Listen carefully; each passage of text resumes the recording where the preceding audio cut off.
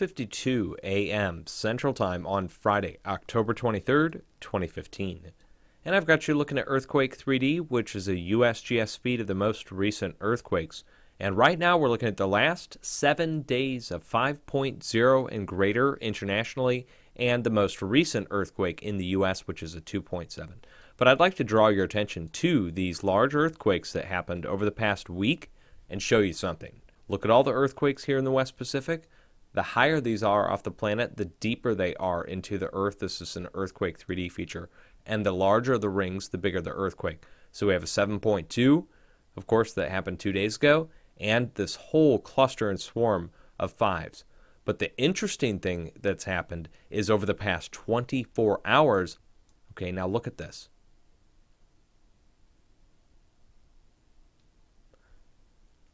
Again, take a look at that, guys.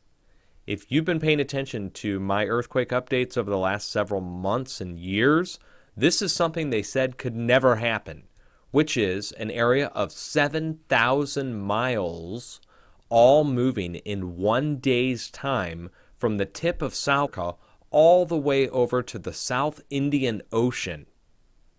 Now, that all happened in the last 24 hours, all these earthquakes here in white.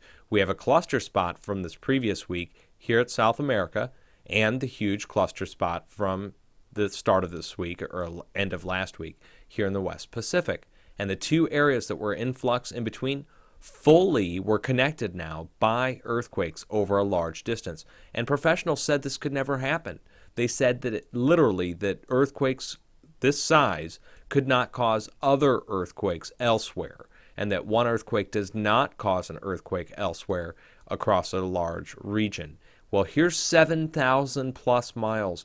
We could say 6,200, 6,300 as the crow flies, but if you were to actually connect this from the fault zone, it goes up near 7,000 miles across. So that's huge, a huge area to move in the past week. This is proof. Geology and seismology books need to be adjusted. The teaching at the universities needs to be adjusted to incorporate this into new models. You might find out that as earthquakes are related to one another over a distance, that when you see this start to progress across a region, you can warn the region that it's progressing towards, that larger movement is coming.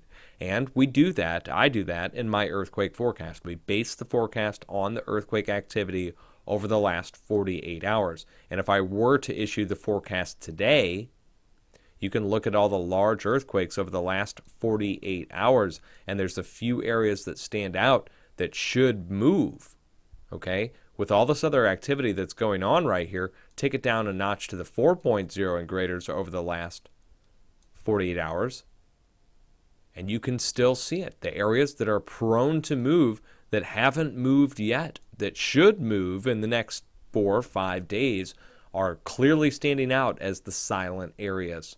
Okay, so the areas that have already moved, that lets the stress go to another region. And this is proof that it's literally passing across thousands of miles in a day's time. Starting out at the start of the day, over here, moving all the way across towards the end of the day over here. Literally, you could watch it pop off on the map. If you were able to sit here all day and watch them, you'd probably see that pop off in a hopscotch or a frog jump back and forth between these different events.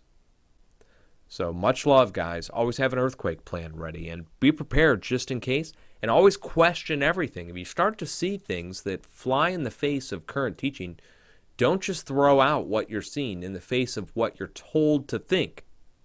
If I were to listen to the people who said that earthquakes are not related over a distance, well, this would never be looked into right now, would it? No one would tell you about it. Is the USGS going to come out and tell you? You see anything on their website about it? No.